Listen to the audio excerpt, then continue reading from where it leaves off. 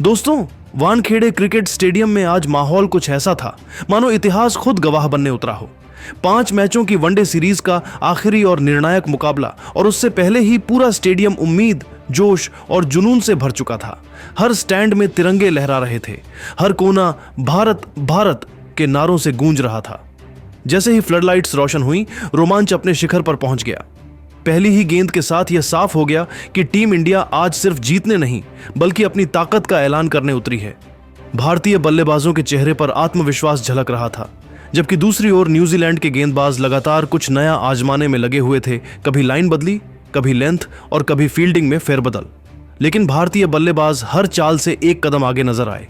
कभी classic cover drive, कभी mid wicket के ऊपर से उड़ता छक्का और कभी सीधा बल्ला जिससे गेंद दर्शकों के बीच जा गिरी।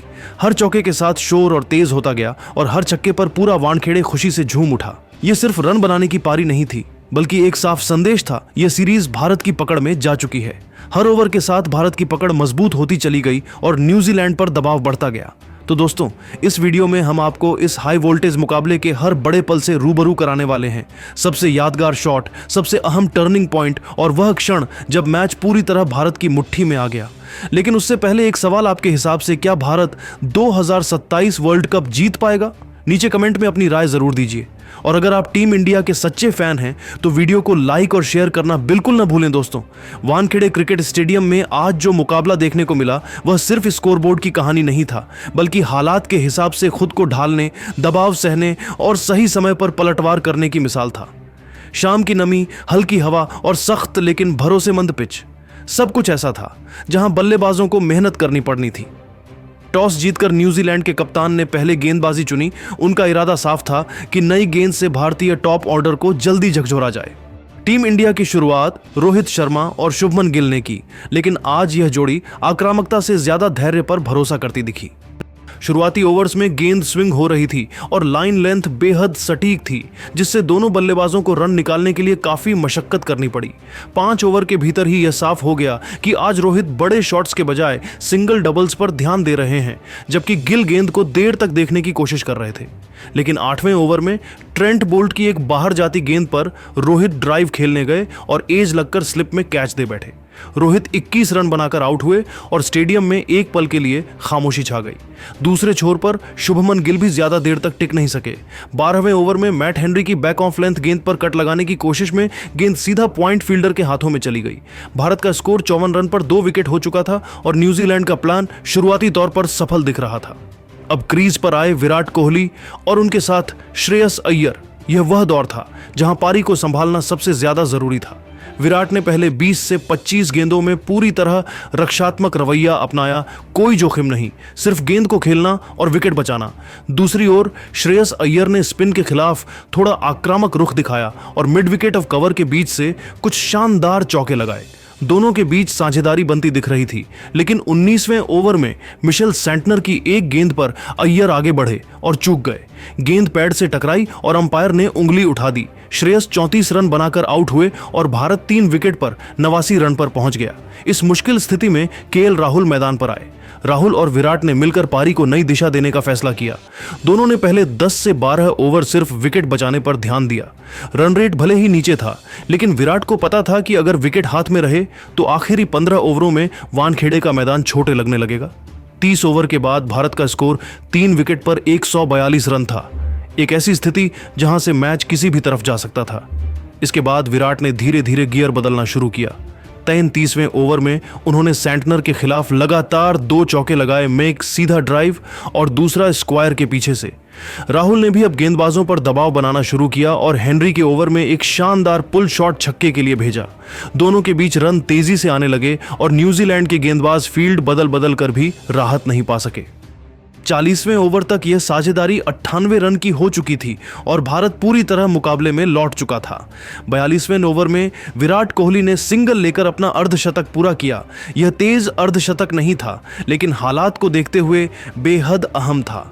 इसी ओवर में राहुल ने भी एक जोरदार चौका जड़ा, लेकिन अगले ही ओवर में दुर्भाग्य ने भारत को झटका दिया।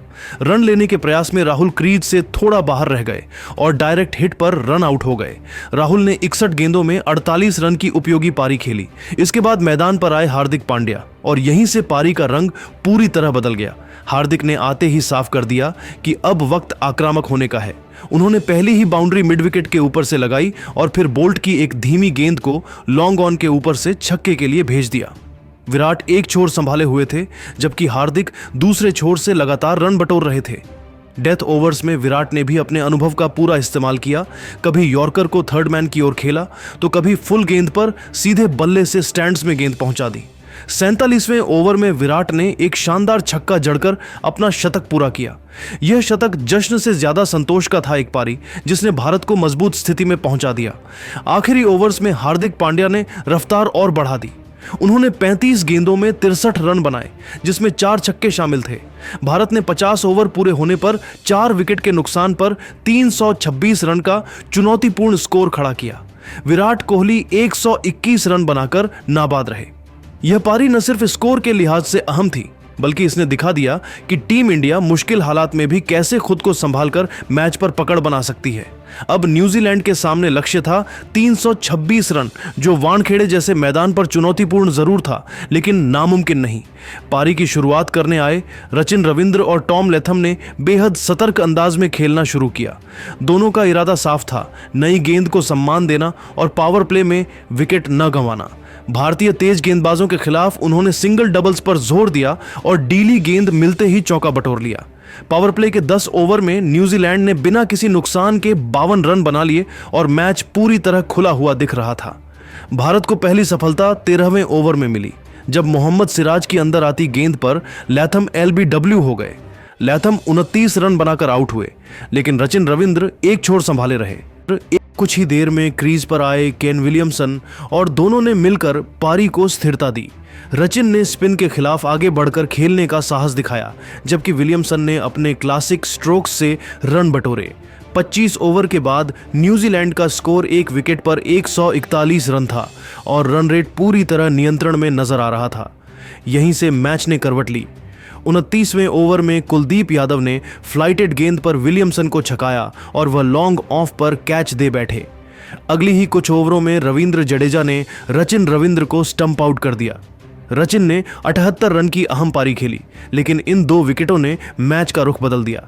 मिडिल ऑर्डर में ग्लेन फिलिप्स, डैरिल मिचेल और माइकल ब्रेसवेल दबाव में बिखर गए। 40 ओवर के बाद स्कोर 5 विकेट पर 214 रन था और अब रन रेट अचानक हाथ से निकल चुका था। आखिर में टॉम ब्लंडेल ने संघर्ष किया, लेकिन दूसरे छोर से साथ नहीं मिला। डेथ ओवर्स में सिराज और प्रसिद्ध कृष्णा की सटीक यॉर्कर और बाउंसरों ने काम तमाम कर दिया। न्यूजीलैंड की पूरी टीम 49 ओवर में 301 रन ही बना सकी। इस तरह भारत ने यह मुकाबला 24 रनों से जीत लिया। एक ऐसी जीत जो सिर्फ स्कोर की नहीं, बल्कि दबाव में सही गेंदबाजी और सही समय पर विकेट निकालने की जीत थी। करने उतरी न्यूजीलैंड की शुरुआत बिल्कुल डरावनी रही। पारी के पहले ही कुछ ओवरों में प्रसिद्ध कृष्णा की स्विंग ने कीवी बल्लेबाजों की नींव हिला दी। डेवोन कॉनवे और रचिन रविंद्र दोनों अपने अपने विकेट सिर्फ 10 रनों के भीतर गंवा बैठे। इसके बाद केन विलियमसन और टॉम लैथम ने संभल कर खेलते हुए 50 रनों की साझेदारी की, लेकिन यह साझेदारी ज्यादा देर टिक नहीं सकी। 12वें ओवर में कुलदीप यादव ने लगातार 2 गेंदों पर विलियमसन और लैथम को आउट कर न्यूजीलैंड की कमर ही तोड़ दी। अगले ओवर में रविंद्र जडेजा ने डेरिल मिचेल और मार्क चैपमैन को आउट कर पूरी तरह मैच 12वें ओवर में कुलदीप यादव ने लगातार 2 गेंदों पर विलियमसन और लैथम को आउट कर न्यूजीलैंड की कमर ही तोड़ दी। लगातार गिरते विकेटों के बीच न्यूजीलैंड के बल्लेबाज रिकवरी की कोशिश भी नहीं कर पाए और पूरी टीम 29 ओवरों के भीतर सिर्फ 189 रन बनाकर ढेर हो गई। भारत ने यह मुकाबला 247 रनों से जीतकर इतिहास रच दिया।